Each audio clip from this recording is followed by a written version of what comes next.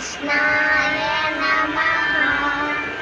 श्रीकृष्णाय नमः। श्रीकृष्णाय नमः।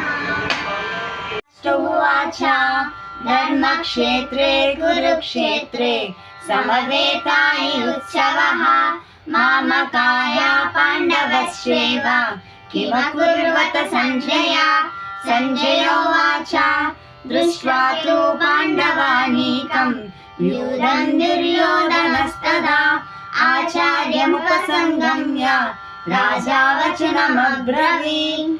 पश्येतां पाण्डपुत्राणाम् आचार्यमहतीं चमूं व्यूढां द्रुपदपुत्रेण तव शिष्येण धीमता।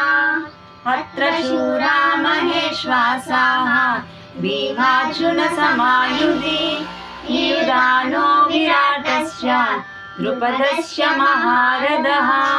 दृष्टकेतुश्चेकितानः काशीराजस्य वीर्यवान् पुरुजित् कुन्तिभोजश्च सैभ्यश्च नरपुङ्गवः।